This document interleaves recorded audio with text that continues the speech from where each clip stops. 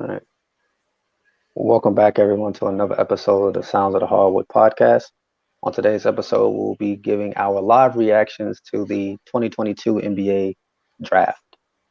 This event, like every year that happens in this month, this year it's in Brooklyn again, and we're going to be breaking down the first 14 picks of the draft, known as the NBA lottery. So, Soto, how you been doing today? Pretty good. Excited. Just when NBA season, when you think it ends, it Hmm. starts up again with the NBA draft. So It does. It looking, really does. yeah, definitely looking forward to that. I'm always excited for the draft, even if my respected team, as in Lakers, don't have a draft pick. But I'm always curious to see what the teams that have picks, especially in the lottery, the first 14 picks, what they do with those picks. Do they keep those picks? Do they draft? Do they trade those picks? As in, do they draft a player and trade them to somewhere else, or do they trade the pick up straight out? So I know Yeah. for you personally, there's been a lot of chatter about the Knicks moving to try to get into the top four pick. So what are your thoughts on those rumors that have been swirling about the potential of them trying to do that tonight? Well, here's the thing. Here's why I'm so focused. I'm locked in.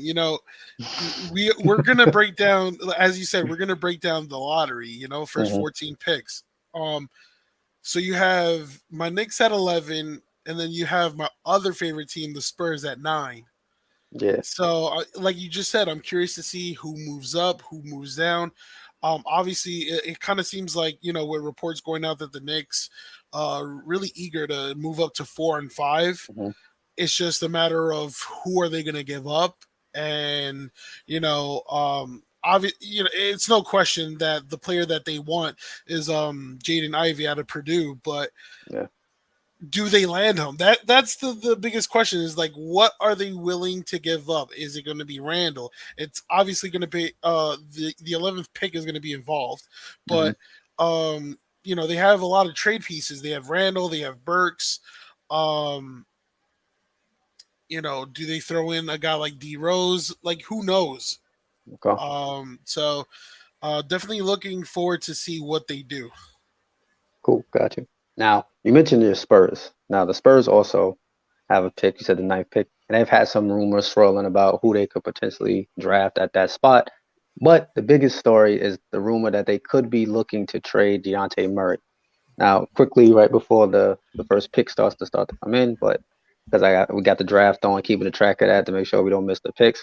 But what are your Absolutely. thoughts about a potential Deontay Murray trade? Do you think that's something that the Spurs should be doing? Do you think it's just due diligence? They're not actually entertaining it, and if they In are a entertaining it, what's your thoughts on that? in a in a perfect world, I would love to see the Knicks actually trade for DeJounte Murray. Hmm.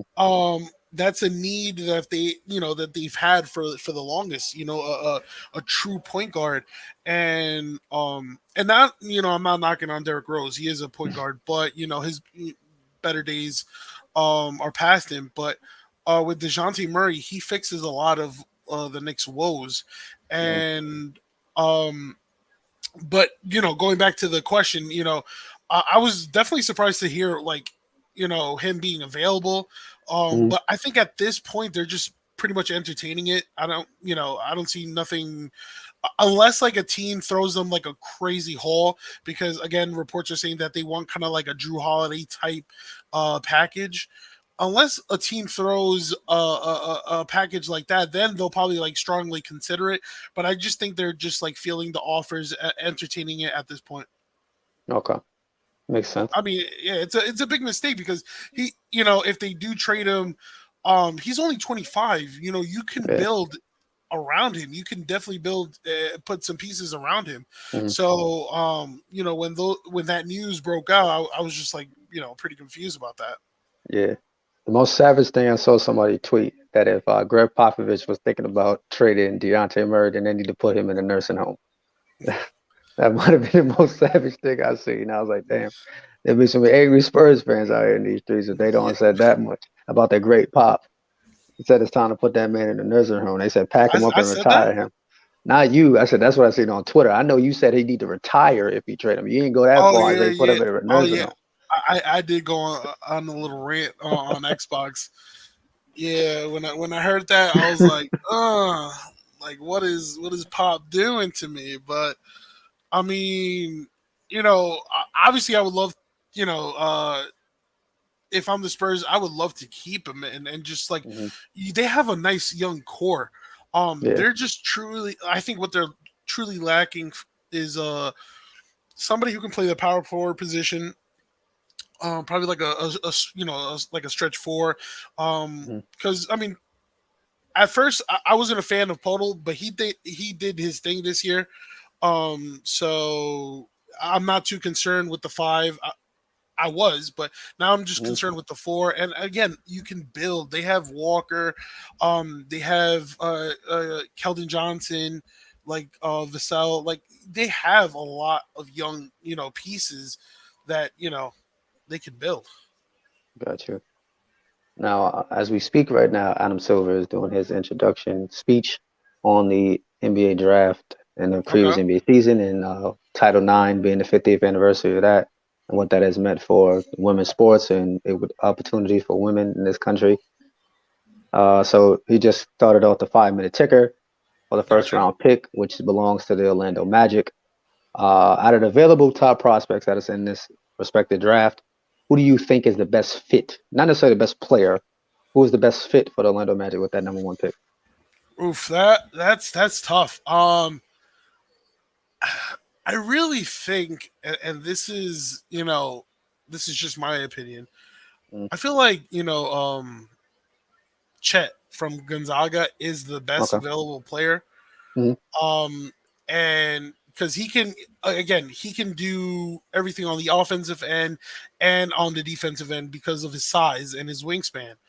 Okay. Um, I would just build up a little muscle there, but yeah, I feel like his talent right now is unmatched, and that's something that the Magic need at this moment. You Hmm. know, uh, we don't know the future of Mo Bamba. I think he's going to test the free agency. Am I right? Yes, he's projected to do that. Yeah. So you need somebody, that you can build around with another because they have a lot of young core. They have Cole Anthony. Yes, They have Cole Anthony. Hmm. Suggs. I mean, Hmm. Jonathan Isaac. We don't know what's going to happen with him. They have Wagner, and then they have Wendell Carter Jr. But I don't think Wendell Carter Jr. is the answer at the center position. That's why I Yeah. would rather go with Chet here. So, Okay. but you know, it's a toss up because now a lot of people were reporting Jabari Smith, but then within the last 10 minutes, Banchero has been Then sure, yeah. a name that's been talked uh, a lot. So it's really a toss up. Yeah. Is it Henry, who would you have as a number one pick, real quick, as they get ready to announce the pick? uh from what I've heard, it's going to be Paolo's going number one, but I was thinking it would probably be him or Jabari at this point, to be honest with you. But I'm going to go with the Woj bomb and say Paolo. You're gonna stick with Paulo. So we got a Chet and then we got a Paulo. Uh, if I same thing continue, let me be quick, so that way we don't miss the pick being announced. I would say Jabari Smith. I think he's the most ready-made out of the top three choices that they're gonna pick. I think he's got the size, he got the athleticism, and he has the skill. Uh, he can play the modern day four because of his ability to shoot the ball from the outside. He gets to the basket off the dribble. He's got the athleticism to run the floor, which is what a lot of teams are looking for with young fours or threes, the ability to knock down outside shots, the ability to create their own shot, and then their ability to make a move off the dribble. So I think he can be a threat like that. And defensively, I think in time he'll get better because he already has the physical gifts to know how to do that. So once he starts to understand rotations and schemes, you Yeah, might see him be a better choice than a Chet or Paulo. I think Chet, his thing is the, like Soto mentioned, the physical part, and then Paulo, I think I have to see more. I'm not saying like he's not a talented player, but I don't think we saw his full capability at Duke because he had a talented team well, the pick that's is in this year. now. Oh, the pick is in. Uh, Let's see who it is. Let's see if Woj was right. Oh, Banchero goes first. Yep. Banchero goes first. Banchero is the number Okay. one overall pick. Congrats to him. I Woj just mean, dropped Yeah, the Woj bomb. congrats to him. Yep. yeah. His family. His mom is a former Division One athlete. His father was a Division One athlete as well. So Mhm. basketball runs in his family, and he's got his home state colors on today with the purple. What do you think about that suit choice? You think that suit was it? That Did y'all is think? a tribute to his parents both playing in Washington. Yeah, I know, but I'm just saying like it don't. I get the tribute. I'm saying like you think that was the one he should have walked out that store with. Not the store, but you at the tailor with. I mean, he's trying to stand out. I get it. Or so I mean, Henry's trying to be neutral. He ain't trying to give the young fella a hard time. Be like, yeah, No, I get I've what seen you some crazy shit. was I know the years. I forgot who it was. They wore the Trey Young wore the shorts, the dress Yeah, shorts with the I don't like yeah. that. I don't like the shorts vibe. But I mean, that's what he went with. But what do So y'all think about that pick? I I mean, mean, you can't go wrong with it. yeah. Hmm. Either way, him or Jabari would have been a good pick. I mean, they get a guy that's a talented guy that can spread the floor. Either one of those guys. So I mean, they're both 6'10". Hmm. So it's not like they're conventional, power forwards or centers. That pretty much is being phased out of the NBA as it is. Hmm. But there's not Now, much of a role for them anymore like that. The He's traditional he's center. one of the few players in this draft who's league ready, and um, we got to see what he does on the defensive end. On the offensive end, I have no questions. He's going to be a dominant offensive force. okay, But That Rockets team got no defense. that yeah, that cover Magic the team territory. just got a little bit more excited. So we'll see how his game transitions into the NBA. But I'm that's interested. I'm interested to see because he was projected to go to Houston. If I'm correct me if I'm wrong. Yeah, So mhm. now is Houston going to grab Jabari, or is that going to blow up a lot of draft boards, or is still going to Well, the you're 1 through 3 is talking. pretty much set? But I wonder if that's going to change things because remember when we get to 4, I that's think going to be that's where you interesting might too. see change. I think the fourth pick. I think the first, second, and third, because it's the Thunder and Rockets with the next picks. I think that's you might not see much changes there. I think you might not really see a change that might shock us maybe to the fourth pick. The But as a Thunder's up now on clock, so yeah, we'll stay see on what the happens. clock now. So That should be quick. I was gonna say, uh, who do you think the Thunder are gonna That's go with? that's going to be Chet all the way. Okay, you say Chet. The key to fashion is what would Walt Frazier wear? Yeah, I yeah. mean, Chet Wolf Holmgren is Frazier going number wears 2. some. He wears some different things. Walt got a different taste. The Clyde that man is. What do you think, Henry? I mean Henry Soto. OKC has been linked to Chet for a while. Hmm. I Yeah, don't I think see. they go a different direction. If they do Okay. last minute, that's going to be surprising. Okay. But I feel like they've been in love with him from the start. If they go with Mhm. Jabari here, that's definitely going to be surprising. Okay. But yeah, a lot of sources say Chet to the Thunder. So Well, Woj just dropped the bomb and said that he's pretty much that he's doing the indirectly Now, dropping the draft picks, indirectly saying who they are. now, what do you think now? Now that we have Paulo drafted by the Magic, I didn't touch on that, but I just wanted to get who you thought was going to be second, so I'm staying on course with the picks as they come in. What do you think that Paulo is going to bring to the Magic? Like with the core that they have there, I know Soto talked about the young talent that they already consistently have right there. Offense, What more does he offense, bring to that group? more offense, polished offense, I should say. Mhm.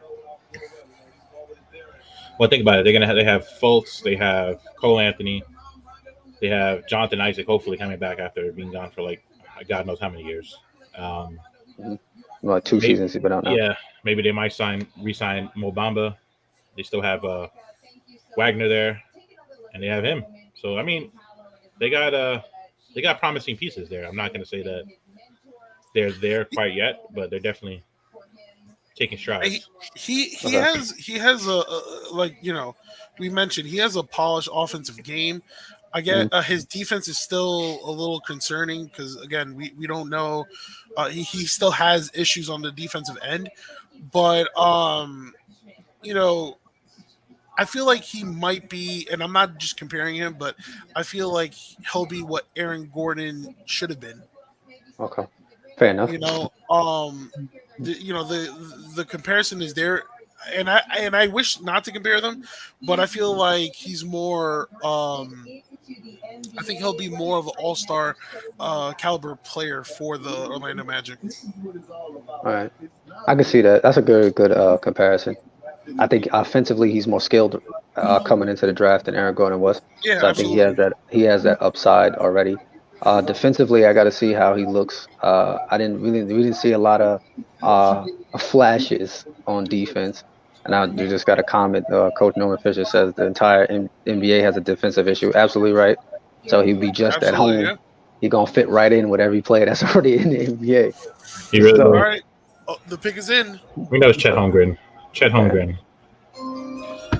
Woj already Yep. dropped that. Rose already dropped that bomb 5 minutes ago. Yeah. Okay. Well, I mean, Woj, he said that Chet was the front runner, but Sham pretty much confirmed it like 2-3 minutes ago. So Okay. Now, same thing I've been doing. What do you think that Chet brings to the Oklahoma City Thunder? Is this a pick that's gonna add to the young core, and in terms of like, does it advance their scale? Because the Thunder are a really bad team right now. Obviously, to be up there in the top picks of the lottery, you had to be bad. Listen, they got So- picks until my son is a grandfather. Okay, let's go there with that. Okay, they Hey, have look, picks Sam what? Presti. 20, 40 stacking something? them up, man. He's been 20, stacking 40 them up. something.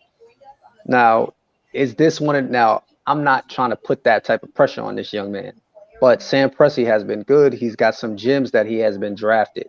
So, do you think that he's struck gold again and he's drafted somebody that's going to turn into a superstar caliber player in this league? Like he was fortunate enough to be drafting superstar, all-star caliber players with the players that he has drafted in recent years. The biggest ones being Russell, KD, James Harden, and Serge Ibaka.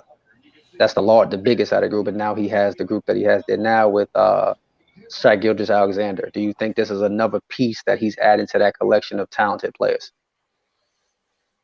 well, see, I don't know. I don't know if Chet's going to be a superstar right away.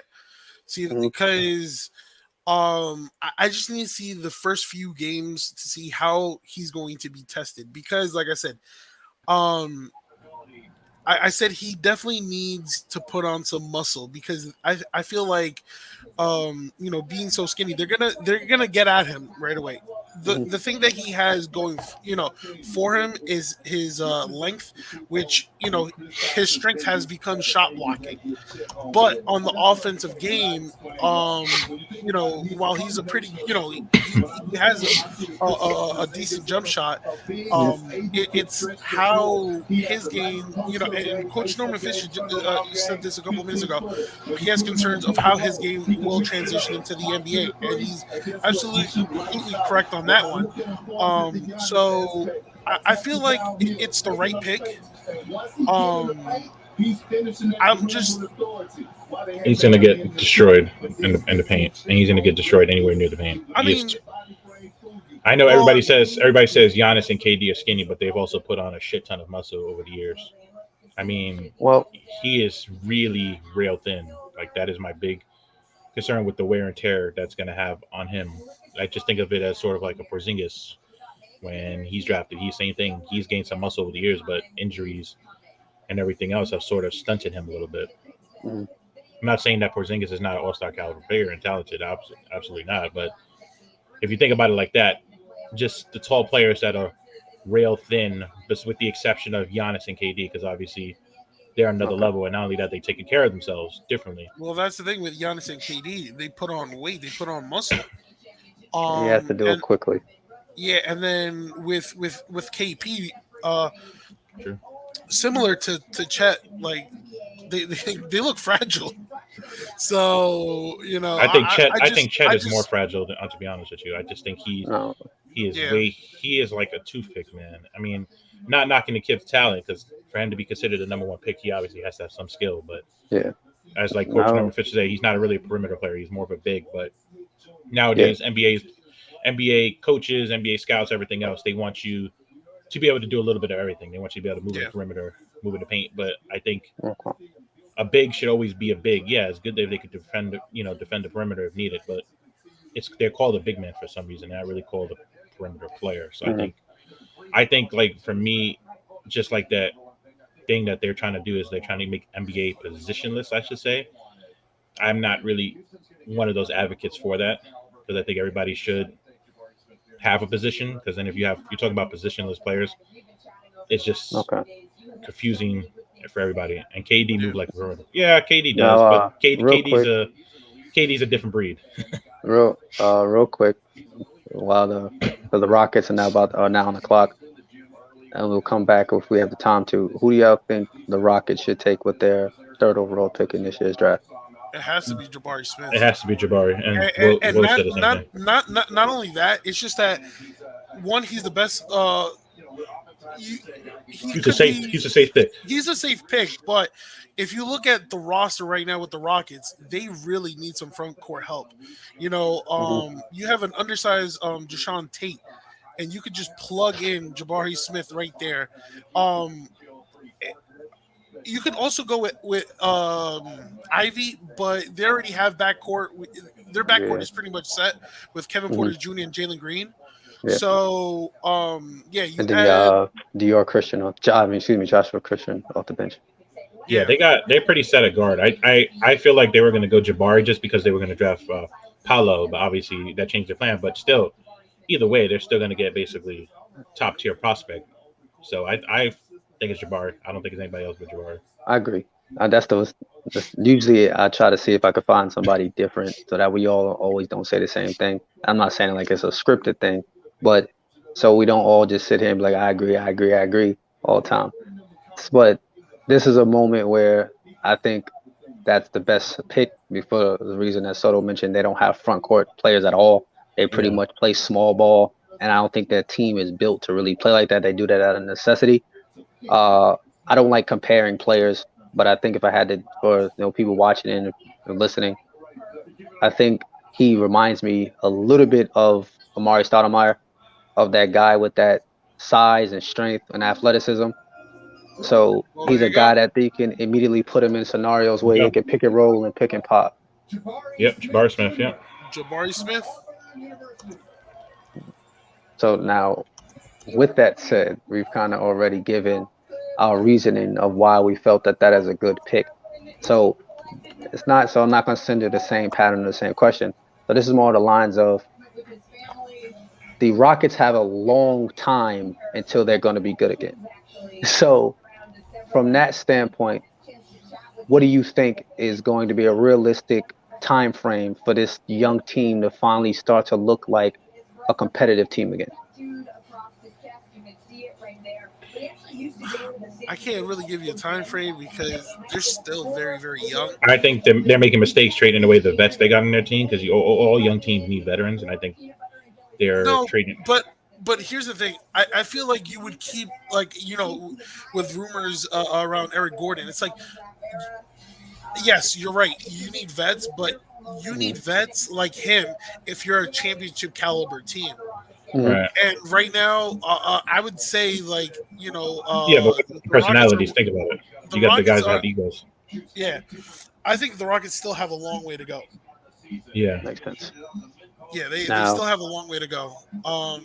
And a lot of people, we still don't know the true potential of Jalen Green. We still don't know the true potential of Kevin Porter Jr. And now you add Jabari. Um, you add Jabari. The whole Jabari team Smith. is a whole. Yeah, the whole team is a project. It's gonna take years, probably like a good like 2-3 years to see their I guess their true potential playing together. Somebody said 7 years.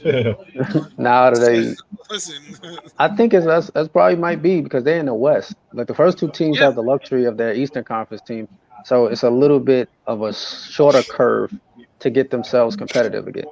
Because if you look at the East, you got the top 8 teams, but then everything after that is open season.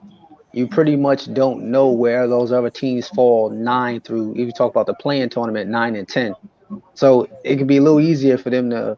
You saw with the Knicks how the Knicks had a season when they had a breakout year. They moved up to a top 4 seed, and then even Atlanta, same thing. They were top four, top five, like the 4 and 5 respectively for the Knicks and Atlanta. But then the next seasons they were down at the bottom. So that's like you can have that toss up. Even for a while there this season, Washington was in the run. So you figure it out. Now, fourth pick is now up and coming. That pick belongs to the Sacramento Kings. Sacramento Kings are on the clock right now. Who do you think is their best pick and fit at that fourth spot? Keegan Murray. I think I know everybody's been saying Jaden Ivey, but I just don't see it just because he refused to basically give them a workout and give them any information. I mean, for me, that's a big red flag for a team. Like I know Sacramento doesn't have the best track record of following the trend because Scary thought they always miss out on a superstar player. So I mean, think about it. They drafted if you just go into their history, who they drafted what's his boy guy that plays for Detroit now. I mean, Bagley over Luca, and then before that it was oh man, I think drafted somebody over Clay. I can't remember who it was, but Bloody Divock had a very bad run there with his draft selections. We I know mean, a very bad run. a very bad run. real quick, real quick. That's being generous. Similar to the Rockets, they have no front court. They have Okay. no front court right now. They have I think it's a Trey Lyles sitting at the 4. Yeah, Yikes. the former Yikes. Spurs draftee. Exactly. So Murray makes a lot of sense here. You know, Soto said no Trey Lyles love. you could flirt with the idea with Ivy, but it's pretty crowded when you have Fox, you have Mitchell, you have DiVincenzo. That'd be a waste pick Yeah. if they A get lot There'd of be a guards. lot of cluster there. So Hey, Murray They makes a did lot have the Kings did have a year they drafted 3-point guards. you're right. So I want to So- hold nothing by them. So did the T Wolves, but how did that work out? Very true. So I mean, it's possible, but I I think Ivy is the best available player. Absolutely. Because I think Mitchell is really a point guard. He's not really a shooting guard. He just happens to play that because they already have De'Aaron Fox there. All right, the pick is in. See what they're getting. Keegan Murray. Keegan Murray. Yep, there you go. I knew it just for the fact that they, like Soto said, That poor soul. they needed the front court depth, but not only that, this guy refused to work out for them. Yeah. The Kings have no trade and plan to keep Murray. Yeah, so they're not trading him. So those trade rumors of them trading with multiple teams, including the New York Knicks, are pretty much squashed now. But now Detroit becomes an interesting option at number 5 because it seems like Detroit's trying to clean house but also get assets. So we'll see what happens now. Here's the thing. I mean, if I'm Detroit, all right, I would like, like you guys, like Keem just said, Ivy's the most talented one or the top prospect available right there. Mm-hmm. But then it gets crowded yet again. So it's like, unless there's a trade now, lined up. I thought, real quick, I'm so sorry. I thought Good. Murray was a better fit for Detroit since, all right, they got rid of Jeremy Grant. So then I was like, all right, Murray is probably going to fit in well with Detroit. Mm-hmm. But, yeah. Where's I don't Ike mind Turner? Ike Turner. Murray, I get it. You know what I mean? For the reason that y'all was saying. They do need depth, but I think they probably did it to replace Bagley. They just acquired Sabonis this year from the Pacers.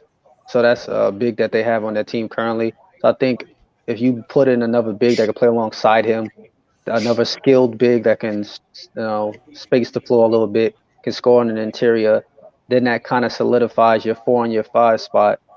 And then you see how Fox and Mitchell develop together.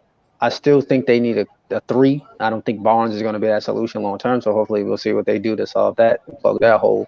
But it's a step in the right direction to trying to build a young core and pieces that actually work with he's serviceable for him. So I mean, he's not terrible. Yeah. So now, next up on the clock are the Detroit Pistons, who we just named. I see them drafting who you said, King. I'm agree with you there. But I don't see them keeping him though. However, I don't see it. They could be drafting it for somebody else and trade later on. And I know Ant just joined, but he's on mute at the moment. But you're more than welcome to join in. You know what I mean? I'm just I'm just bouncing around a lot and trying to keep following on the draft, make sure we don't miss no picks. So pretty much today it's more like what you got to say, just go with it. Wait, is he on mute right now? Yeah, I think his mic is.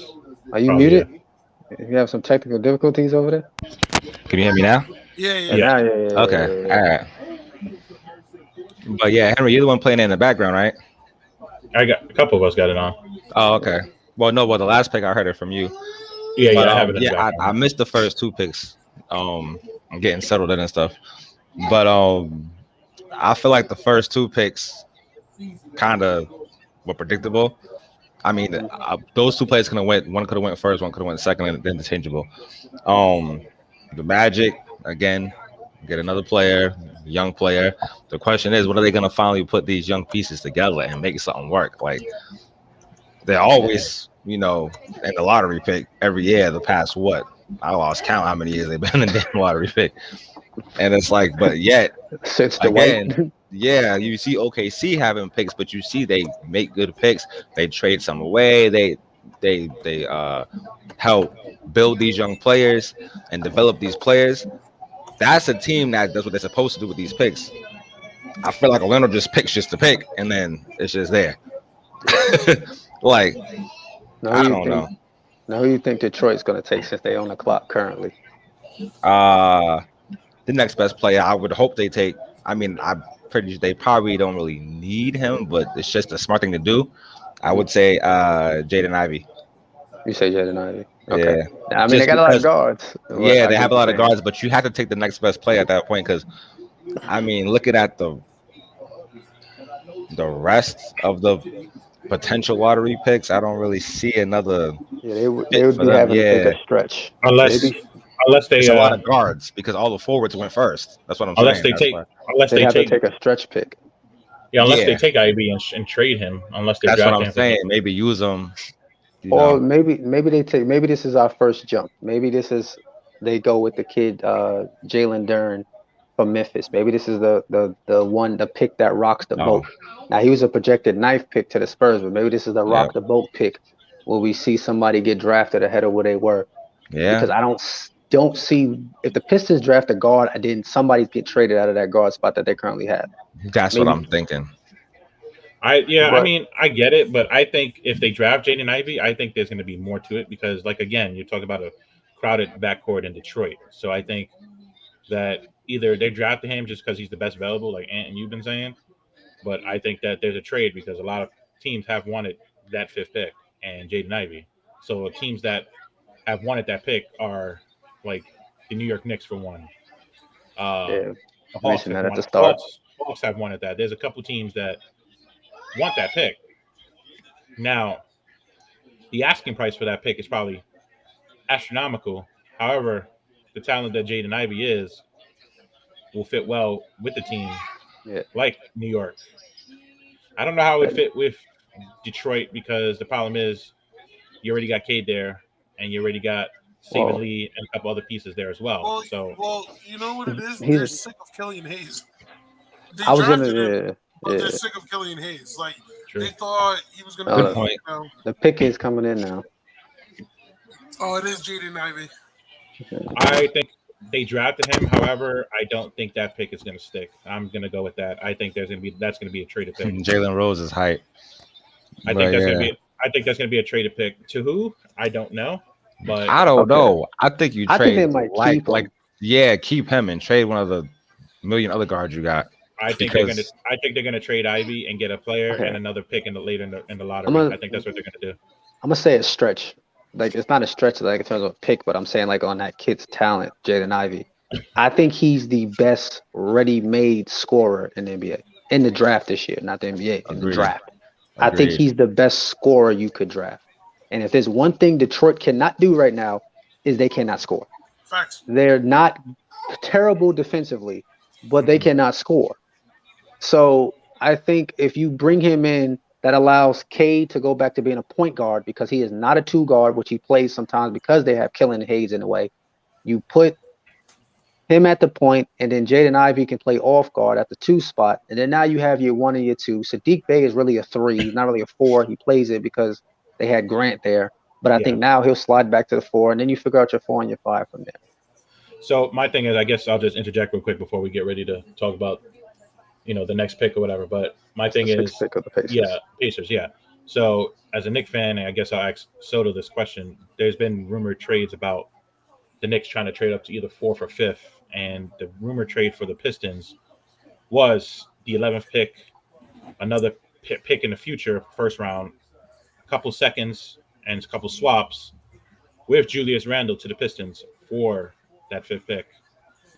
Now, I'm thinking that's not a bad trade because obviously Pistons lack scoring. They don't have really developed bigs, and not only that, Pistons are again going back to the model of trying to have bigs heavy because supposedly they're trying to get DeAndre Ayton too.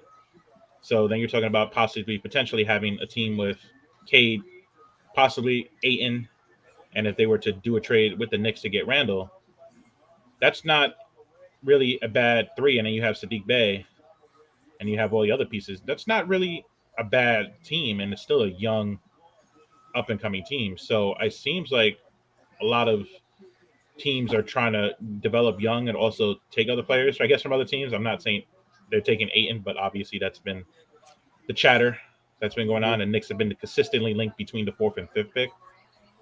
And the 6th pick, too, now with the Pacers, honest, but not for that, not for what they're offering. To be fair, the Knicks are interested in everyone. Also the Lakers, so that's To what also I'm be saying. to be Nah, fair like this again, and Kyrie, don't do that. the Knicks are always But interested. something The just Knicks came are out from Woj saying that Kyrie's interested in the Knicks.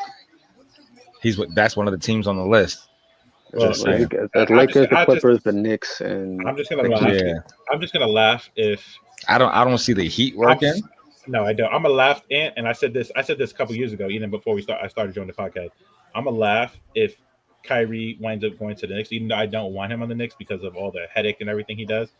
But I'm gonna laugh if he goes to the Knicks and KD requests a trade to the Knicks because it's gonna be like I'm gonna be like, didn't you want to play for Brooklyn? And now, well, this goes back to what Stephen A was on record saying right when the Brooklyn thing happened that supposedly first KD was gonna be a Knick, and then when Kyrie was like, I want to team up with you, they ended up picking Brooklyn just because whatever. So people say a lot of things about what they want about Stephen A, but sometimes what he be saying, it might not end up sounding true or looking like it's true when he says it. That was real quick 2-3 years ago. But now with the rumors coming back, it's like, oh, maybe he was right. So the rumored pick. Now, who do y'all think the Pacers should take? Because they're on the clock now. Well, the rumored pick is Ben Mathurin right now. That's what a lot of teams had in the pre. I would either choose either him or Sharp. I think it's gonna be. I think it's gonna be Mathurin. Oh, I didn't even think about Sharp. You're right. Sharp would be good for them too, but yeah, I didn't even. But again, that's what they're Sharp's gonna a do. Guard. They got a lot of. I mean, we know he's on the trade block, whatever, but doesn't mean he's gonna be gone. I don't know. I don't really know what direction the Pistons are going. To be honest with you, just like the Kings, just like the Detroit. The Houston pick made sense because what they did with when they traded off Mathurin. So his first name is Benedict. Okay, I mean that makes sense. Okay, so they took Benedict. Yeah. Out of so that went as projected. That was the projected pick for the 6th pick for the Indiana Pacers. They projected that pick, so that's who went. That was the actual first one, right? That actually went where he was supposed to go, I think. I think the first 3 picks did that with Pablo. I think we only saw a deviation at the 4th pick. Yeah. So the Blazers are on the clock, right? Next up will be the Blazers. Yes. Yeah, it's an interesting pick for them based off the offseason move they just made. I'm thinking this pick will be traded too because they're trying to get OG. Now, the Pacers pick, do you think that was a good pick for them, or do you think they moved that pick? I think they keep it. I think they're trying to have low contract players, which is why they're trying to clean house this season with the contracts. I think they're not really trying to have contracts. So are they really going to have to pay a guy that's the 6th pick in the draft a shit ton of money if you think about it? Okay. So how does he fit with the young core currently there? Well, here's the thing. He's it athletic as hell. allows Tyrese Halliburton to play the one because I don't think Brogdon is coming back to the Pacers. I I don't think Yeah. either. yeah. So you put Brogdon at the one, and then you could have Ben right then and start at the two, or you can have come from the bench, being the six man because they also have Duarte. So it's like they have a Yep. really really young backcourt, but I don't. That's the thing. You allow Halliburton to play the one because I don't expect Brogdon to be back with the Pacers. Well, Brogdon is probably going to be on his way out if that 5-team rumor trade comes to fruition. So I mean, And then I know the Blazers are on the clock right now.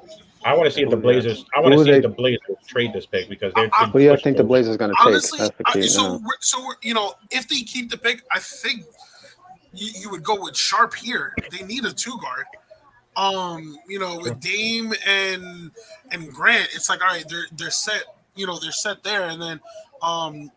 in the regular season you traded CJ, so you need Mm. another um you need another wing out there. So I Yeah. think Sharp is the pick here, but it's like I don't know what direction are they going because, like Henry said, they were interested in a trade for OG. So And maybe they do decide to make that trade for Well, OG. I think I agree with Soto. I don't think Brogdon's going to be there, and if, like I said, if that rumor trade comes to fruition, which is started off as a 2-team, then it went to That's just for 3-team. the Now, Pacers. now it's evolved into a 5-team to include Keem's Lakers in it. So I mean, I want to see where Brogdon lands, and I also want to see what Portland does because, like I said, Portland's been heavy on trying to trade that pick and something else to get OG from the Raptors. And right now, just not seeing Shams and Woj saying who the Portland's interested in. Usually, he's pretty quick with it. Comes to make me think there might be something going down right now. What I don't know, but there's definitely something going to happen. Look, the draft is a night of trades. We know that teams. Portland is in more of a win now situation out of any of those teams that drafted in the lottery so far. Well, actually, Shams just leaked the 20 seconds ago. Soto, you were correct with your pick. I mean, it's the most obvious pick. It's going to be Sharp. And I didn't even look at social media, and it's the most obvious Yeah. pick. He trades. Well, it hasn't yeah. been announced just I don't- yet. You So I don't trade really- CJ mid-season. it's not and- official until it's announced. So when it's announced, it becomes official. That's So it going to be hasn't announced. been It's announced going to be yet. announced any second. But no, I mean, yeah, I'm not going to disagree with you that because I think they do have a glaring need at the 2. Obviously, Simons is not really a 2 guard. He's undersized too. He's like sort of like a Donovan Mitchell, but He was scoring guard. you could sort of have him come off the bench and anchor that bench unit, and he'll get you a lot of solid No. points. So I mean, I don't know. I tend to think I agree with what Henry said. I think there's probably gonna be a trade. I don't see Portland bringing in another young player to try to wait to develop where you still have Damian Lillard there. Now, if they're planning on moving Damian Lillard, then yeah, fine. You can keep this kid, develop him. Then maybe you trade Damian Lillard and you make Simons the starting point guard and play him alongside Simons. But if they're trying to still be a competitive playoff team, they need players that can help Dame and now Grant compete now. So my And I question: think- if they draft Sharp, like you said, Keem. So if they trade him to, let's say, a team that needs a glaring 2, like a glaring 2 hole, what team would you trade him to that's looking to trade player for? To me, it has to be a young team. I don't think it could be a team that plays with the mindset that they're trying to be competitive. Toronto would be a situation if OG's unhappy. If OG's unhappy there, that Which they might said be he- the exception They said he of is. I him think. being moved. But I don't see it being a contending team that wants to trade for a younger player. No. It has to be a team that's rebuilding. So do you think it would Most of be these Toronto teams then? that are rebuilding are only if OG's unhappy. Like the same thing with the whole Deontay Murray trade rumor. Is he unhappy in San Antonio? Is that's why his name is coming up in trade rumors? Or is it a situation where the Spurs are just doing their due diligence and they're exploring potential options if somebody's willing to give them a haul for him? Which I That's probably get, not. but Here's the pick. we'll see. Now the pick is coming in now. We'll see what Portland has decided for their future pick well, not their future, but their current pick and their future Yep. of their organization. Shady and Sharp. Yep. There we go. Now, we discussed what we felt about Sharp. So I don't really know what that means for Portland until they decide what they're going to do with the pick. If they're going to keep the pick or they're going to trade the pick. But you guys have your thoughts you can give on what you mean about that pick, and also you can give your projected pick for the 8th pick, which belongs to the Pelicans via the Lakers. Ooh, I know that one hurts a little bit for you, King. No, not really. But that was the AD trade. Still hurts either way because it could have been. Doesn't hurt that much. Got them ranked. Yeah, so like it would have been no AD, so I ain't stressing that one. No, that's another topic for another day. So I think it's a good pick for them. Like I said, I don't see him staying there, so I'm just gonna stick with that. So you give both your predictions for the projected what you think the Pelicans gonna take with that 8th pick as well. Ooh, Pelicans. That's for everybody when you go. I'll let Ant go. He's been pretty quiet. I'll let him go first. Okay. I got a lot of noise in the background. That's why I've been quiet. So go ahead, Henry. Oh, I'm gonna let the okay. baby calm down, then I'll jump in. Gotcha. I mean, the Pelicans do have a lot of needs. We did just lose Soto too. I think we got to add him back in. We do that here. Add him there. There we go. Sorry, Soto. You're good. Pelicans is hard because I think Pelicans have more need. I know they got CJ, but I think they need more guards than anything. I think that's a little bit of their weakest area. So for me, it'd be to draft a guard. Now, what I'm thinking, I don't think there's going to be a reach pick. Probably Dyson Daniels, I think, maybe. Well, that's the projected for that 8th pick is Dyson Daniels. Oh, he's also the best available on the board, so I just went with best available, Dyson Daniels. So, I mean, I stopped checking the Woj bombs, but if he dropped it, that's what he says, then it is what it is, or sham bombs, whatever the hell they call it now. But So, I say Dyson Daniels because they need a guard. Their guard play was very consistent last year. you're not a fan. They had CJ McCollum play the point guard position, which is not his position. And coming off the bench is Alvarado. And while Alvarado is a good quality point guard, he's not. I like how Soto nonchalantly ate a French fry in the middle of his. Crazy, right? It's almost like he forgets we on the live podcast. Like he feels like we're just talking on the headset. Man ate a fry in the Middle-earth. Coming home from work. I know. Yeah. I know. And he casually eats another fry. Yeah. I had to sneak another one in. But it's I don't know. I mean, they definitely need some like a point guard. And I'm not sure if, let me see. It could be Dyson Daniels. It could be. Yeah, this is a real guard heavy. I mean, that's true. Orlando and OKC keep pocketing that TV revenue and not putting it into the team. Well, Coach Norm Fisher, I agree with you with that too. But baseball does the same exact thing. So I mean, I'm not even going to get into that because you're absolutely right with that. What about the OKC and Orlando situation? Well, no, that they pocket all the TV revenue and not put it into the team. Baseball does. No, I definitely agree, but I feel like OKC is like a little bit. They're not as bad as Orlando. That's what I was trying to say about Orlando. I think they're both. Well, actually, I don't even think they're both as bad. You want to know the worst team with it? Look at the movie that was made that Brad Pitt starred in, Moneyball. The worst team is the Oakland A's. Yeah, they don't spend no damn money. So TV revenue, that I think in all sports there should be a rule with that where you have to spend a certain amount of percentage. There is, but they find loopholes. I think they need to close those loopholes. It does, but baseball still does the same thing too. So I get what you're saying with that. So I think they do need to crack down on that in all sports. I think the Pelicans go with Daniel Dyson. They don't have a guard. They don't have a lot of guards, so that's probably who they picked. Well, do you think they keep him? Yes, Do you think they keep him? I think they keep. I think they keep them. Yeah. Tyson Keep him. Daniels. Yeah. I mean, yeah. I feel like this is a It scenario depends. where you can trade for any team that's moving up who wants to Yeah. move up. There's I one just thing the feel like Pelicans the Pelicans have. are missing a JJ Redick who they used to have, and then I'm not saying CJ's not a shooter, but He's more of a scorer. more of overall. He's more like an Tyson offensive Daniels. threat. Tyson Daniels went. I feel like Gotcha. the Pelicans got like a bunch of draft picks anyway. Like they have draft picks for days. Yeah. I feel like they need They- a true and they- point guard, and they could have moved back in the draft. Yep, a Yeah. true point guard and a Or legit. maybe they get three-point involved.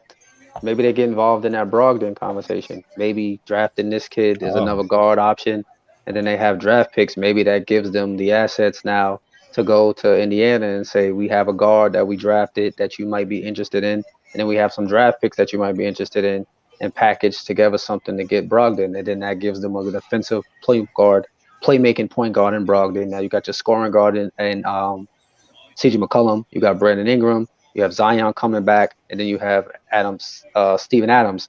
That's not a bad starting five. If you said potentially it could be Brogdon, CJ McCollum, Brandon Ingram, Zion, and Steven Adams. This guy reminds me a lot of Dante Exum. To be honest with you, that's not a good comparison. I'm about to say, why Dante Exum? Dante Exum not even in the Damn. league no more. Word. Is Forgot it about because him. he's Australian? I want to say No. like that. No, well, Dan also It's because he light skinned. the drip he wears sort of reminds me of Dante Exum when he first came. So in. because he He has he light similar- skinned in Australia, he get He Dante has Exum. similar. No, not in that. He has similar stats to Dante Exum when he first played in that same under-19 league as well. I remember that pretty well watching that draft. But I mean, I can't. No, I'm not gonna say it's because Spurs he's on the light clock. Hello. Yeah, it's your This Spurs is on a the solo clock with the segment ninth right pick. here. Talk your talk, Soto. Now What the do you think they projected, need? What do the you think? projected Soto is Jalen Duren. Oh God. So then y'all all can say what y'all think they need. That like Ann was just saying who you think Yeah. they need and what I they mean, should I wouldn't draft. see. Here's the thing. I wouldn't be mad at that pick. For the simple fact that again, the Spurs need front court help. I mean, they're one of those like undersized team. Like, after Podol, it's like who can you trust Mhm. size wise? And the only person that I can probably think is maybe Zach Collins, but they need another big man, and I feel like I definitely would go with that pick. Okay. I agree. I would go with that pick too because they do need a center. But then, are they really in like the runnings for Collins though? Because remember that's kind of in play for them supposedly. Don't know if how much talks are going on between those two teams. I'm sorry. I'm just gonna throw that out there. I think that's a shitty trade. It makes no sense for Atlanta to do that trade. Neither does it the Spurs because Murray, I'm not even cap, was a walking triple double, basically, and he was a walking bucket. Let's just be honest. Mm. But besides the fact of that, it's going to take a Drew Holiday type haul. Number one. Number two, if you think about it with the sense of the Hawks already, you're going to have two dominant ball guys on the team with Trey and him. Does that really make sense for your team? So, and then I don't think Trey Man's playing off ball a little bit, to be honest. He probably wouldn't, but here's the thing, though. In that trade, they wanted both Collins and I think they wanted Okongwu too. So they wanted two bigs in that trade. And then I didn't know about the Okongwu part. Yep, and the Hawks are also rumored to be trading Clint Capella too. I told Keem, I thought they were just fielding offers and see what people can come up with. I think they're fielding offers. I'll be very honest, because I don't think the Spurs are. This is not one of the dumbest organizations in the NBA. No, not at all. That's why when I heard that, I was shocked. I was like, why would they even want Collins? So I think they're just doing their due diligence. If somebody is crazy enough to throw some stars to them for him, they'd probably take that. But I don't think they're taking John Collins. The only team that I think has the draft capital to make something appealing with possibly a player is OKC. Oh, I thought you were going to say the Knicks. I don't No. think that. I'm Okay, gonna be very honest. no, I'm not. I'm not gonna be that biased, Like man. Come on, I'm gonna be realistic. my thing is like Okay, so it's just too hard for me to see the Spurs doing something this dumb. Like unless the young man has came out and said I don't want to be here anymore, then I might get that.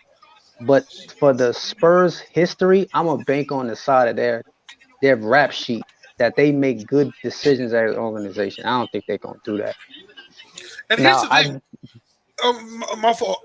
I'm never Yeah. worried when the Spurs draft Yeah. because they have found gold mines in the draft. Now, the only one that is still like under development because he's still a project is Joshua Primo. Mhm. But look at DeJounte Murray. He was the 28th pick. Vassell was the 11th pick. Keldon Johnson, I think, was Ian Kawhi was the. a high pick too. He was like in 22. So I mean, They traded George Hill For for that pick. Kawhi, and everybody was like, "What are you serious?" You know, because at that time, George Hill was pretty decent. Decent. so Yeah. the pick is in. Before we just get more into that, who does everybody think the pick is? Soda, I'm gonna start with you since you're a Spurs fan. Soda, With the Spurs, it's anybody. who do you think, Soda? To be honest with you, it's gonna be nobody that's projected because they're always finding a project. I already had a feeling who it's been. I'm gonna go with the draft boards they've been having. What did Jeremy Sochin? If I'm saying his name right. Well, yeah, that's Yeah. what Woj The- tweeted a minute ago. The player. I stopped looking at that a while ago because Yes, he's from Baylor, the freshman from Baylor. Yeah, I think that again, like Soto said, somebody that's a project. He's not in the top of the best available right now. He's in the top 10, but he's not like 1 to 5. He's like more like closer to the bottom. So yeah, I He can was a see that sort of. projected 12th pick. So originally. So he's more of the pick that I think, like Soto said, they try to pick a project. Had they What do you have think, picked- Ant, real fast? Yeah. About the Spurs pick or about Spurs pick. Spurs, yeah. Spurs pick. I think that's like I said, if you guys think they were just taking, that Atlanta was just taking calls just to see what they can get, and the Spurs are doing the same thing, then definitely go with the kid from Memphis because that fills a position the Spurs need. And I think the Spurs are one of the best, if not the best teams at developing young players, like Soto said. So obviously he'll play a lot of summer league. He has a good coach. He has a lot of coaches, assistant coaches, the player development coaches, and the Spurs do a lot of behind the scenes work that I don't think people, they get recognition for. So I think it will help build him as a player, get his IQ up, and maybe not this year, obviously, but maybe 2-3 years down the line, we'll be like, oh, you know what? That was actually a solid pick for the Spurs because he's not, a bad fit for them, not a bad player, but I think he's young. So you never really know with these young picks because it's not much to go on. But that's what a lot of guys in this draft. A lot of them, some of them one and dones, besides the kid from Purdue. It's like There it is. Pick is coming in now. That's a solid pick. Yeah, I had a feeling they've been predicting that for.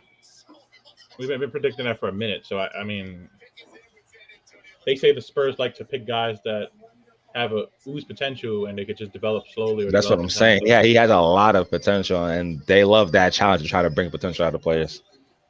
Well, Not only that, he's but very he's fundamentally skilled. He brought, okay. Like he's somebody who gave Baylor some meaningful minutes in the tournament. He doesn't have the flashy. He doesn't have the flashy stats. He's fundamentally sound. Yeah. He doesn't have the flashy. And he's stats a power like forward too, so that's another spot where they need. I was thinking of another pick too that the Spurs had. Kyle Anderson.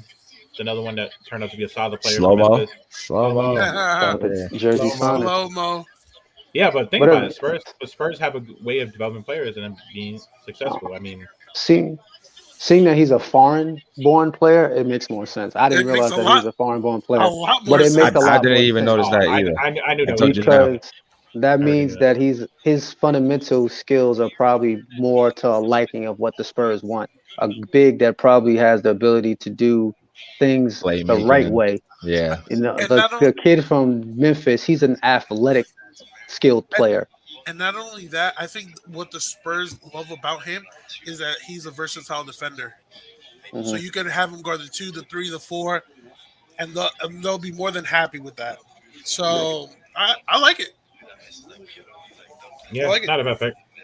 Yeah. I had a feeling it was gonna be. They've been saying that for weeks. It was gonna be that pick. So So that makes sense. So well, we got the who's Wizards up The next. Wizards. Wizards. Yeah, I already have a feeling who they're drafting because that's been let known who they really want for that for a while. Well, the projected is excuse me for the pronunciation if I get it wrong, is Osumani Jang. Oh God, no. So Oh, Af- okay. Yeah, for the yeah, yeah. I've Africans out there, I apologize I've I if don't I know pronounced much that about wrong. that. Yeah, I've I heard don't know I've much heard about Johnny him. Davis because they're if they lose Beal and they want a point guard. I've heard Johnny Davis. But he's the But I projected thought here. Johnny Davis was a shooting guard. He could play both point He could shoot. play combo guard basically, but yeah, that's what the NBA is these days. Yeah, sure. That's the other guy who the Knicks want. So Well, that's the kid from. I've seen some of Wisconsin. I wouldn't say that kid play point. Yeah, that's what I'm can't saying. He's a two guard, combo. but He's a. I wouldn't say he's a. I wouldn't say he's a combo. He's played 6'5", but I don't think like from watching Wisconsin play, I wouldn't say he's a kid that in the NBA you're gonna give him the ball and let him run your to play offense. make. Yeah, I think he's a scorer. Like I'm looking at now, his comparison is Manu Ginobili. You wasn't letting Manu Ginobili run your offense. So, later on in Yeah, his career, later the on. Spurs were they would give him the ball and let him set something but up. yeah, the score. Soto knows. Yeah, the score. That's the key. It was set something up to score. Hey, You wasn't giving him the ball to Manu dish Manu to could run get the offense. somebody else. Yeah, the No, score. That's what I'm yeah. saying. Like, but No, if he you're would pass saying, too. but I'm getting from the standpoint of he's not a guy that was known for a distributor. If you look at Manu Ginobili's career, he's known for big shots made, not big assists given. That's true. So if you're talking about for Washington, they need a point guard because Bradley Beal is their scorer in that position already. Is So he if you gonna go be? get But here's the question: is he still gonna be there though? That's the big question of the offseason too. well, he said he wants to be there. He's been one of the players time and time again. He's always said he wants to win in Washington. He has not gone against that. Besides Lillard too. Lillard's the other one that's the same So thing. He doesn't want to be. yeah, and Lillard in But Portland. So I believe that you know, until otherwise. it's time to look out after yourself, and boy, Facts for both of those It's- players to look before your career is done. Time flies. Time flies. And I'm gonna say this. It'll let you 18, 19 coming into the I'm gonna NBA. say this in the most respectful way. I think they had a lot of the same mentality with Carmelo when he was Denver because he said the same thing. I want to win a championship in Denver. He wound up leaving. Wanted to trade. He was like, Okay, before we slander Melo, real no, fast. I'm not slandering. I'm In not slandering. fairness of Melo, I'm not they slandering. I'm traded saying- away the pieces that made that team good. Okay, But before I'm not he made slandering. that decision, And him and George Carl want really Yeah, but you didn't all let me that, finish. you know. You didn't let me finish though. It goes to what Ant says too, that eventually they got to go what they want and try to win a ring somewhere else. They got to do what they got to do. So I think they need to have that mentality he did later on too. Like, okay, is Portland doing what I need to do to help me win? Is the Wizards doing what I need to do to help me win? Eventually they got to ask themselves that question. It's not only, I want to bring a ring to this thing. You know, LeBron left Cleveland because what happened? He did go back and win them a ring, but think about it like that too. Well, in fairness of like, there have been players who have done that. There have been the biggest ones, Kobe and Tim Duncan, that were drafted by their respective teams and they stayed there through the thick and thin and they won champions for their team. I'm not going to say that Bradley Beal or Damian Lillard need to look out for themselves. They're making $30+ million a year playing for their respective organizations. I think they've been looking out for themselves. So, and Damian Lillard's due for a contract extension where he can make anywhere between $45 to $50 million a year. So he's been looking out for himself. The problem is not same thing with Bradley Beal. He's on 30+ a year. He's looking out for himself. The problem is when are those teams going to look out for their respective players? I think the problem with Bradley Beal, because we're talking about Washington, is that organization has failed him. They have not done anything to bring in pieces to make that team better. They keep bringing in experiments. Porzingis is another experiment. Porzingis is healthy, you got a guy that's an all-star caliber player. He's not healthy, you got a guy that's just sitting on the sideline every game being a cheerleader. So at some point in time, they need to bring in pieces. Look at Spencer Dinwiddie. The man went looking like himself Washington again. picks in. after he left the Washington Wizards, not when he was with them. Let's see who it is.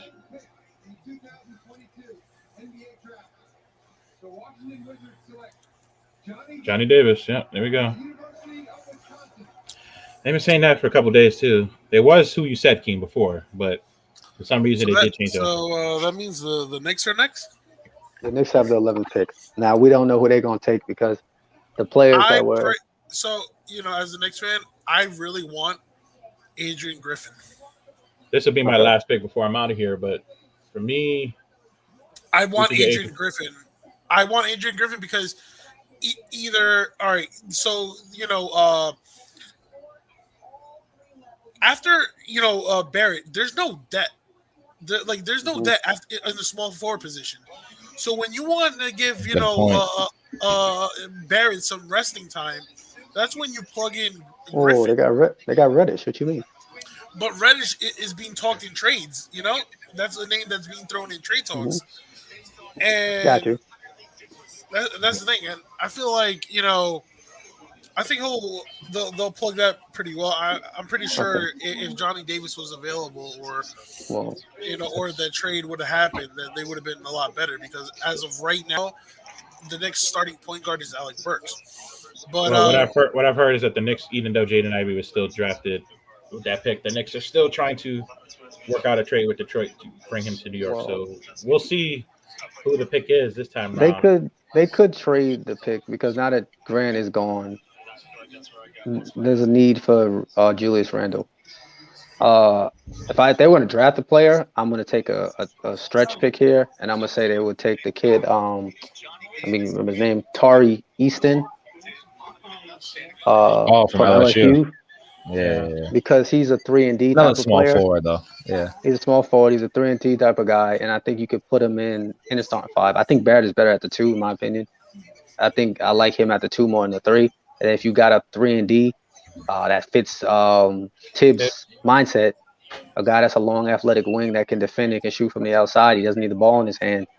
So you put him in there at the 2 or the wing spot, and you go with Barrett, him, and Toppin, and then Mitchell Robinson, and you go from there. Well, Shams already leaked who the possible pick is. I don't even want to get into it.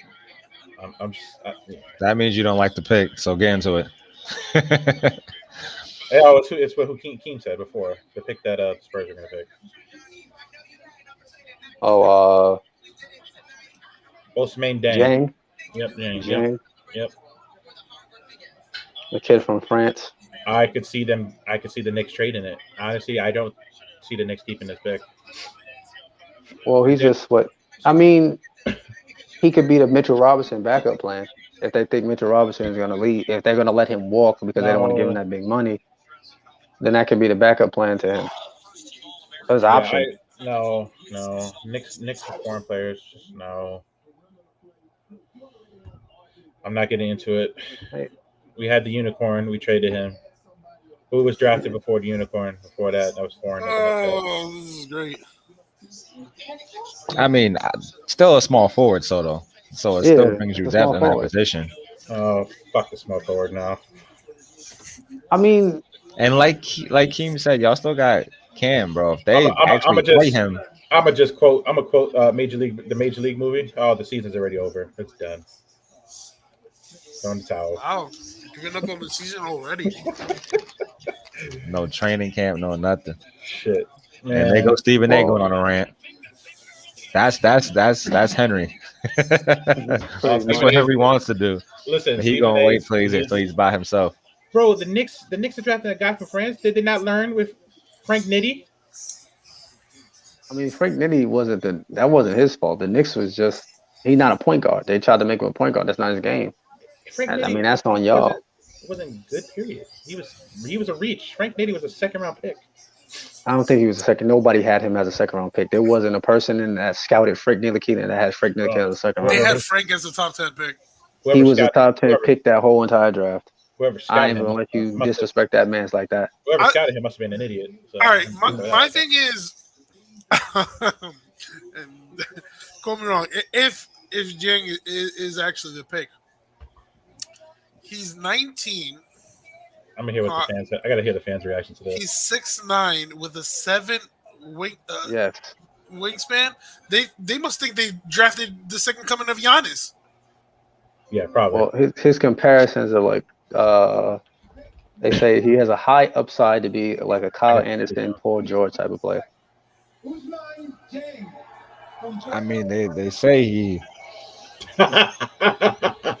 The fans are booing. They're booing. Of course they are. I'm waiting Well, I for. mean, they booed Porzingis, I'm so waiting I for mean, Michael Knicks Rappaport fans to ain't come really out and credible in Porzingis these streets. Michael Rappaport come out and do who? Where's the who guy? Okay, Knicks fans booed Porzingis, so I mean, Oh, y'all don't there you really go. have much There you credibility go. in these streets. What happened? They're trading him to OKC, and the Thunder will send multiple first-round picks to the Knicks. Okay. Okay. So So- that's actually a good trade. Yeah, I had a feeling they weren't going to keep him. No, you over there pouting already, saying the season was over. I do not want to hear that. Yeah, Now but he's trying how to be does that- positive. Wait, how but does ain't that- OKC on the clock next, right? But how does that? I get it. Though, Yes, but how they does do. that- They have how does another that- pick. How Okay. does that help They're the 12th the pick. Knicks now with future picks? Though that's my question. Well, I don't know. It just gives them. It could be a extra trade first-round OKC package. probably. Yeah. The Knicks could be trying to stock up draft picks to trade someone. If you Yeah. said that they think they really want Jaden Ivey, then that's probably how they're going to make it an interest for Detroit. So what? They're going to trade multiple draft picks and Julius Randle for Jaden Ivey? Well, you I don't have to. You don't have to include Julius Randle for Jaden I Ivey. know. Jaden Ivey. I would include And Julius to be Randle. and to be honest with you, when you're getting multiple draft picks from the Thunder, Yeah, sure. that's like a top 10 pick right there. And no Nope. disrespect for the Thunder because I haven't seen anything, but You don't want OKC fans to hear that one. Yeah. You don't guarantee them the picks going to be top 10 picks. I don't think they want to hear that one. So Those picks don't wind up being top 10, then I mean, anything's possible with the like. Soto's right. It's a bad team.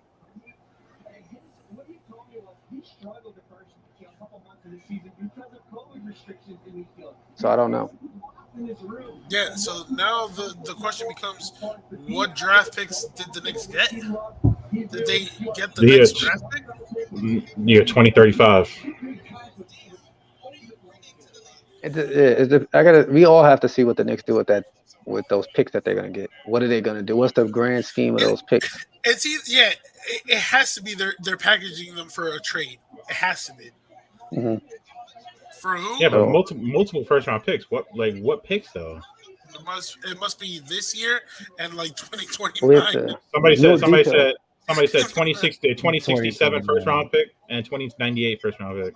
Yeah, that's about right. OKC got picks for days, so we know it's gonna be a while. Yep. So that's what I said. Unless they get 12. Now, OKC is back on the clock again. So even with the potential trade, they still have another lottery pick this year at the 12th pick. Who do you think that pick is going to be for them? Oh, so wait, are you telling me that the Thunder are picking back to back? Like this isn't the Knicks pick right here? Yeah, in theory, basically. In theory, that's what just happened. That the Knicks just drafted their pick, and then now the Thunder are drafting their actual pick. Oh my god! So, who y'all think that pick is going to be at that 12? I have no idea. At this point, they don't even need for anybody else. They Exactly. Well, filled everywhere. I keep seeing the Knicks traded this pick for multiple draft. What years? What draft picks? I don't see shit. Well, that information eventually it's going to come out eventually. Yeah. Sometimes it We'll doesn't tell come you, out. Henry. Don't lose no sleep over It's it. It's gonna be when I'm fucking 60 years old and shit, and I'm a grandfather. That's when I'm gonna find out when the fucking pick they got. Goddamn. Well, if the Knicks is sending the picks away, it don't really matter to them. Oh my god! So bad news for Knicks fans. The Thunder still kept the 12th pick. Of course they did. So it is The part Knicks of the picked that. Yeah, the Knicks picked that up for the Thunder, so they keeping that, and then so they try. Honestly, I don't think the Knicks are. All right, so that makes me think it has to be part of a trade. I think the Knicks are determined. Oh, hold on, I to see somebody got Stephen A. Smith in the background. What's he saying? That's all. I'm convinced that they want him. He must be tired. I'm See what certainly they should convinced say. that You gotta they. pray. Knicks He's a, fans always over exaggerate for you no over there reason, saying man. again. You guys didn't learn with freaking Nikita. Yeah, but see, he's so like he's so quick to Extra with it. judge. Yeah, Yeah. he's so quick to judge without like giving it some time to see what the game plan is. Let's And go. Well, he don't got that much time left, so that's what it is. Hey, look, He the done Knicks not seen. winning. To me, my mindset is the Knicks ain't winning the championship next year anyway. Yeah. So oh yeah, of course every not. move they make is a building move to something. So as long Absolutely. as they build in the right direction, I can't. What are you really gonna get upset about? True. I mean, if in the East, their roster ain't horrible, bro. I feel like it comes down to coaching, and I feel Henry's like about if to have Tibbs a don't Henry's about over to have a heart attack over there. This will burn be out my these damn young kids this will be my last pick. And they played and well not the play second them for half of the every little season. mistake they make, there you got a young team. They're gonna make mistakes, right? I'm about to go run to the woods and scream up the top of my lungs for that fucking The Wow. second half of the season, the Tom, Knicks did play well. tomfoolery and But shit we just did. We need to get the 12th pick. The fuck we got? now, Yo, honestly so though, but Honestly, like, I don't know why the Knicks trying to get rid of Fournier. Honestly, They try to trade him back to I the feel like Celtics. he's a good piece. Him and Burks, they try to trade him to the Celtics. Yeah, honestly, Burks wouldn't be bad. I don't mind Burks. We don't need Fournier back. They want to trade him to the exception. Not that I got any problems with Fournier because he shot pretty good for Boston when he was here. But we don't need Fournier back. I'm still hurt over how he decided to only show up when they played honestly, Boston. a guy like As Burks if Boston traded him. a guy like Burks is exactly what you needed for that second unit. That's what I'm saying. So the Burks, I don't mind that. get 2 for 1 special. What you mean? I mean, yeah, get both of them. Exactly, 2 for 1. You get one you really want, and the other one's just there. And whatever you Two get out of it guys is that what can you come get. off the bench. And get some buckets. It's probably gonna be. So the Thunder pick is coming in. That's So probably we'll gonna see be what they do with that 12th pick. Yeah. Thunder need And everything. then the 13th pick is obviously the Charlotte Hornets, who Charlotte Hornets has been coming up a lot lately. They still don't have a head coach. The Charlotte Hornets. This is an easy decision for the Charlotte. You need a big, my guys. So who They've did? been they needed need a a head- big. They I need a bet head you they coach get it in a too. small forward. So the They Thunder still don't have really. a head coach. Thunder have 3 first-round draft picks in the lottery. That's Yeah. fucking Yeah, insane. but how many times I think have we seen that? Jalen Williams. Yeah, Jalen but Williams. it's just crazy. Like That For was the me- projected. for me, Hornet I pick get originally what at the 15th spot. Before I head out of here, I get what Presti's doing. But if you have all this young talent, I'm just going to throw it out before I head out of here. You have all this young talent, and a lot of these guys, some of these guys wind up being busted. A lot of them turn out to be like superstars or all-stars, whatever they may be. How are you going to pay all of them? Well, here's the thing. He's taking a really big gamble because Well, that's what you. you do would it think, for. all right, with all these draft picks, why don't you trade for a superstar? First of all, nobody's gonna want to play in OKC, and this is no disrespect to the city of OKC. It's just the market there is not attractive. They should have stayed in Seattle. So they're trying to get all these draft picks so they can get talent from the ground up, and if they become like what Westbrook, Harden, and Durant, then you can build around that again. Yeah. But nobody's gonna say, "Oh yeah, I'm gonna sign in to OKC," or "Oh yeah, trade a superstar to OKC." They'll want out within the hour. Yeah. Exactly. I think they're taking the right approach. You have, like Henry Soto just said, rather, they don't have the ability to draw free agents. So that means you have to have a drafted team. So they're drafting players that they can actually play now and let them develop and see what they turn into. So now you got basically a young player at every position in 1 through 5 that they can see how they work together. Can they develop together? Because we still remember they have Shea Gilgeous-Alexander and they have Dort already there, which is their young backcourt. So now they're trying to fill in the forward spots in the center position to try to have a better idea what they're going to do long term with that team. So I get it. Now the Hornets, which we were touching on before we switch back to the Thunder, they're the next pickup. Currently don't have a head coach because Kenny Atkinson's accepted the job and then rejected the job after the Warriors won the championship, decided to stay with the Golden State Warriors assistant staff. So they have a lot of questions that they have to add. ask about their head coach. So this is kind of like a two for one question here. One, who do you think they're going to draft? And then who you think is going to be the next coach? Uh, The coach question is tough. yeah, That's a yeah, tough one. yeah. Coach, I can't really answer. I thought they had their coach. Honestly, I feel like he would have been a good fit. To develop young players. Why? I don't know why he went back to the. I don't understand. The Must be something I'm prospect missing. that the Hornets should pick is the center out of Duke, Mark Williams. Again, Okay. I mentioned strongly they need a Yes. center. Like they haven't had a true center in God knows how long. Because the whole, these last couple of years they've had Zeller and every team Bismack. feasts. And Bismack, sorry, both of them. But everyone feasts on those two, Bismack. So yeah, a guy like Mark Williams, who's a great rebounder, and who could actually be, beneficial when getting the offensive board, getting those second chance points, kicking it out to LaMelo. You can run the pick and roll game with LaMelo. So,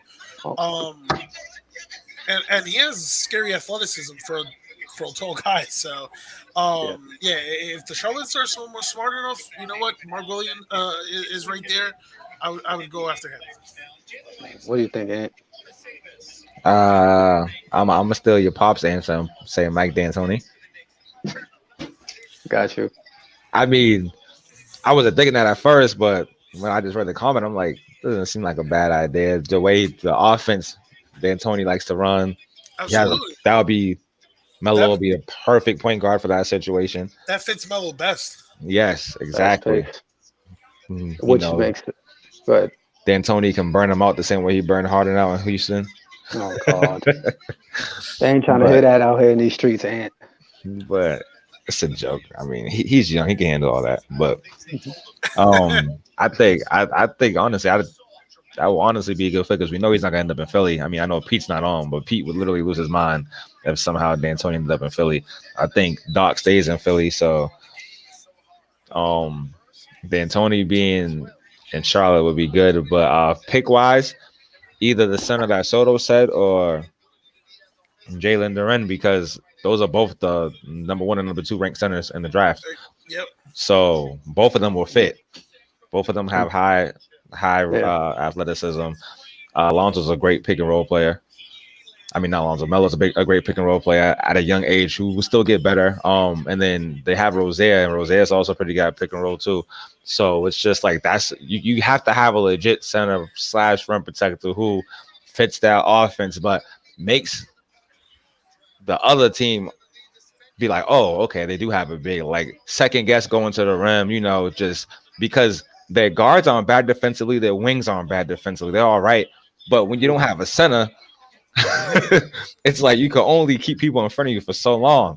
So I think it's time for them to finally do what they've been needing to do for years, and get a center. The only thing, real quick, for the pick is in. The only thing that I don't like about Duren is the fact that he's a little undersized at center with 6'10", but 6'9", 6'10". Yeah. That's the new NBA though. Yeah, you're absolutely right. So, either pick, I think it is fine for the Charlotte Hornets. Yeah. I think I lean more towards Mark Williams because he's a better defender than Duren is right now. Duren's more of the offensive-minded center. Yep. There's one thing that the Charlotte Hornets cannot do is play defense. So if you could put somebody on that can hold down the big, and if they're thinking about Mike D'Antoni, his most recent center he had that's like that was Clint Capella. Yep. So it would make sense to get him an athletic big that can rebound defensively and play defense. Charlotte selects Jalen Duren. And they went all offense, so then we definitely go on Mike D'Antoni. Well, they got another pick. Don't forget, they have another pick. They have within the next 3 picks to get another one. They have the 15th pick. So they might go ahead and get the next center that Soto was talking about. And next thing you know, there you go. Boom, you got double center. You got two. But if we talk about how they don't play defense and how they just fun team to watch on offense, then obviously that center fits perfect, right? Mm-hmm. So It makes There sense. it goes. Now, unfortunately, we'll miss the 15th pick because we're focusing on the draft lottery. You know what I mean? Otherwise, we'd be here for 4 hours. But Yeah, we we're, don't get we're paid for that. ESPN holla at us. so so if we we have more time and ability to need to cover the whole entire first round for people, but we're going to focus on the lottery. But they might very well take another center because they kind of do need a starting center and a backup center because they're probably not going to keep the two centers that they currently had on their roster. So it makes sense that they would do that. Yep. But they still need a coach, which is really what we said about The most important problem to potentially have. Yeah. Mike D'Antoni. That's a nice pick to talk about. Now, the 14th pick is the Cavaliers, who had a really good season this year. They got off to a good start. They don't need a center. They don't need a power forward because those positions are unlocked with Jared Allen and Mobley. They have a Coro that plays the 3, and they have Colin Sexton and why did I just get the other guard's name on? It's like right there, and I can't get the other guard's name on Cleveland. It's like right there, and it won't come out. Garland. There you go, Darius Garland. Yeah. Okay. Colin Sexton and Darius Garland. So their starting 5 is pretty much set. Sexton played well this year. He made those steps that people he did wanted him to make until he got hurt. Here's the thing: will Sexton come back? Good question. I don't see why not. Because they could very well draft his replacement right now. Well, the projected was Adrian Griffin, who was a small forward. All right, which gives them depth. So I don't know. And that's what I was going to say they should get because they kind of need a small forward. The next available shooting guard is Malachi Branham at Iowa State in terms of projections. He was the projected 16th pick. So since the draft order is a little out of whack, so I don't really know who they go with at this spot. Either one would be a good played pickup. well. Well, going back to that last thing, so there was a trade. So Charlotte isn't getting Jalen Duren because they traded that pick to the Pistons. Okay. Yeah. Pistons need a center. So. Yep. Okay. So there you go. So that means. Yeah. They'll probably go for the other center again because they still got to fill that hole. So that goes that DeAndre Ayton to the Pistons. Yeah. Makes sense. Yeah. So I wonder what Charlotte gets in return. We'll see. Yeah, we saw. Henry was talking about the Fournier trade.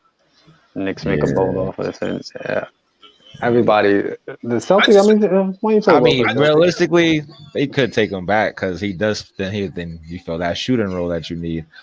He's just not going to start. Yeah, I just feel like if Cleveland takes a shooting guard right here, I think Sexton is gone. But where do you think he goes? I don't. Probably is. That's the thing. Whoever is willing to open up their checkbook. Detroit. Now, OKC. Orlando. For the Cavs. Teams like that. Sacramento. Even though they got Buddy Hield, but yeah, probably. But this, when the pick comes in, this is the last pick that we're going to cover because we're covering the last lottery, the first 14 picks. So then when the pick officially comes in, I'll give y'all guys that opportunity to say what you think about the pick, how you think that pick is going to affect the team, whether they're going to keep it, whether they're going to trade the pick, and then like always, we'll break into our closing thoughts of the episode. And we will do another episode this week. People watching or people listen, we recap the first round of the draft. And maybe do a part 2 and recap the second round of the draft.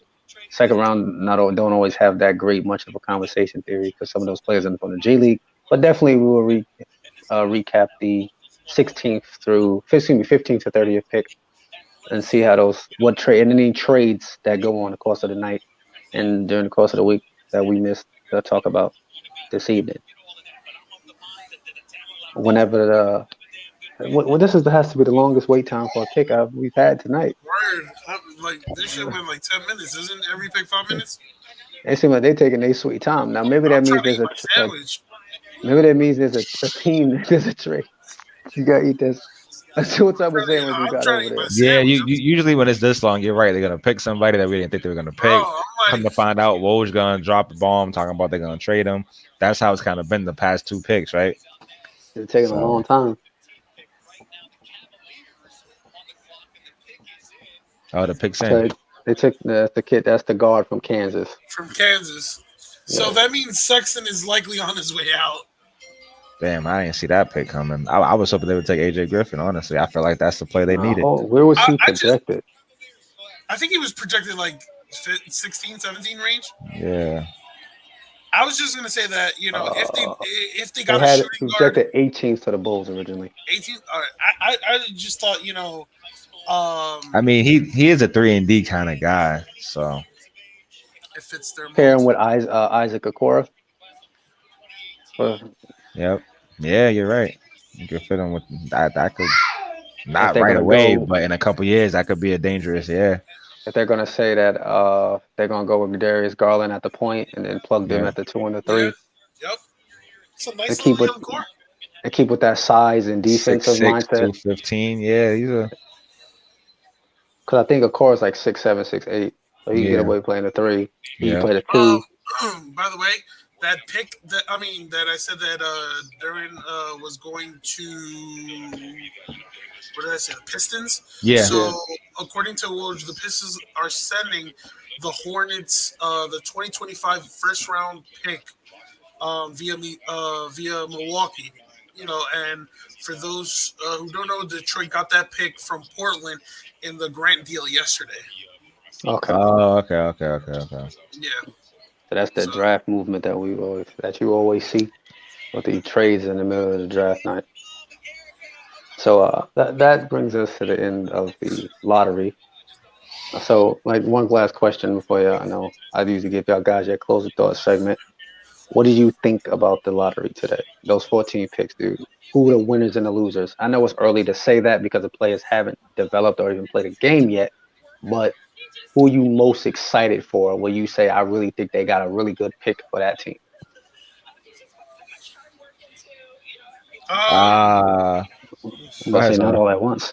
All right, I'm actually gonna go, and I don't like going with obvious picks here, but I'm gonna go with the first overall pick, Banchero, because he wasn't rumored to be the first round pick. I mean, the first overall pick until minutes before the draft. Okay. So if with Orlando picking him, I kind of want to see how he coexists with Suggs and Cole Anthony. They have a nice little core there if they continue building. Futures bright with Orlando, but I'm excited to see how he fits in Orlando. What about you, Ant? I'm excited to see Jaden Ivey because, like Okay. you said, Keem, I feel like he's probably the most NBA ready type. Like to Mhm. actually start making somewhat of an impact and probably be consistent. Like every year you hear about a player that has like a NBA type build and the way they carry, and that's him. So he fits the Pistons' needs, and obviously he's gonna get playing time. So I'm definitely excited to see what he does. Summer league, and then obviously training camp and preseason and stuff like that.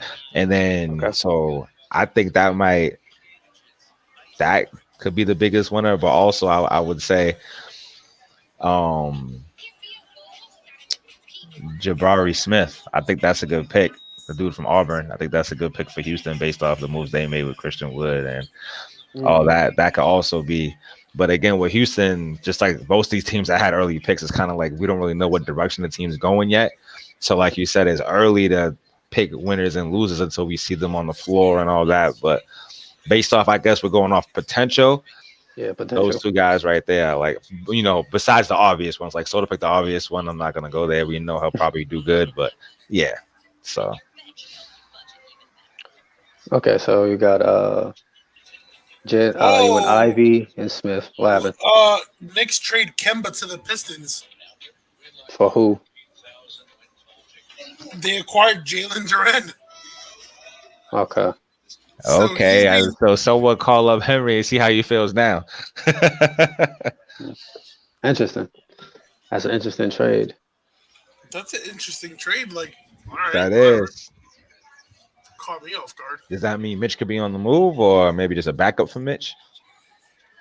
Because you guys still Maybe. got a I think some of them old heads might be out the door. yeah. Which I think it's time. Like if you're gonna go young, then go young fully. Don't try to, you know. I think that's what that means. Yeah. Uh, I know Soto mentioned that breaking news. So with that, before I mention, the player that I feel that I think is going to have an impact along the line for that respective team, I figured I'll let y'all reflect on that trade because we were just talking a lot about that. Yeah. Jaron during a lot throughout the course of the draft of where we thought he was going to get drafted until when he actually got drafted. So what do y'all both think about that move for the Knicks? Okay, honestly, if it's true, because nothing's confirmed, because uh Sham said Knicks traded Kemba to the Pistons. Well, Okay, what was you so saying? What was you saying otherwise? But I think we're gonna go with the Shams. I News. say I'll say potential. Like Yeah, if obviously I, the conversation is in I the I works feel in some like form of fashion. I feel like that's a great move for the Knicks, for the simple fact that they got they got Jalen Durant, Hmm. plus they got multiple draft picks, Hmm. future first round picks. So that means this is probably the beginning of the end for Mitch Robinson. It may Like, be. I don't know, it kind of seems that way, because did the Knicks just get his replacement? I don't know. Um, or he could play. He'll be a backup to Mitch Rob. But I'm still trying to find out like the details of the trade, which, Makes sense. yeah. Well then, my answer, even though I raised the question about who I think was going to be a good player, uh, I really didn't. I was asking to see mostly hear y'all guys' thoughts. Myself personally, I don't really have one just yet, and it's not because I haven't seen them play. It's just because I don't see a player like other than I'm very high on Jaden Ivey, but he plays a wing position, so that's going to take more. I got to see, but I think he has the potential, similar to what Ann said. But I'm not wowed away by anybody in particular that I say to myself like, oh man, that kid is going to be like a generational type player. This draft, I don't think has that. I think there's going to be some solid players in this draft, but I don't think there's a player who 5, 10 years from now, we're going to be asking ourselves, will we ever see another them? I think this is a player where you're going to have some decent players that are going to be star power players, but I don't think we're going to get, your Currys, your KDs, your Giannis out of this respected draft class. There's nothing wrong with that. There's been draft class like that. I'm not saying this is going to be one of the worst draft classes. No, there's that worst draft no, that's not this. But I don't know if there's going to be a player who we're going to sit back and go, this guy steal of the draft type player. Unfortunate. That's just my thought process. The Nick deal, if that does happen, I don't know what maybe it means that Mitchell Robinson is out the door. Maybe. I mean, I don't know. It's not like the Knicks having an extra center on their roster would be a bad thing per se, unless they unless they're thinking about making another trade with that move. Who knows? But we'll see in due time. But as we get to the end of this episode, I always ask y'all guys for your closing thoughts. It could be something draft related. It could be not draft related. It's really, up to you what you want to say. So does anybody, have anything that's on their mind now that they want to reflect on or share? Um, I just solid thought draft. Solid I just draft. I just well for the first 14 picks so far so good. Um, some surprises, lots of movement like we kind of predicted when it's a draft like this. It's gonna be a lot of movement. But please have all these lottery damn picks play in this summer league. Like I'm not trying to. Oh, this one you already resting this one, and no. These kids been training since season ended for them, college, wherever they were at overseas, right? And they want to display what they got. So like literally current NBA players go to Vegas to go watch the young talent to go. So have these guys play. I'm not trying to put on the TV next week and see the first and second round pick ain't playing. Like, bro, come on. So, They got to protect their assets. man, let them play. You're gonna throw them in the But fire. I get what you're saying, though. It makes Yeah, sense. that's just me going out because it happened a little bit last year. It happened year before. Zion played some, but then some games he sat, and that's just like we already doing this with him already. Now the dude's setting out seasons. Like, you get what I'm saying? But Yeah, that's man. just me. That's just a basketball fan in me because we all know the season's been pretty much done until Yeah. late September, early Mhm. October. So it's like this is literally the last hurrah for basketball. So let's make it good. Let's Got you. watch this young talent. What about you, Sutter? I honestly just want to eat my sandwich, bro. Oh, my fault. My fault, killer. My fault. No, to be honest,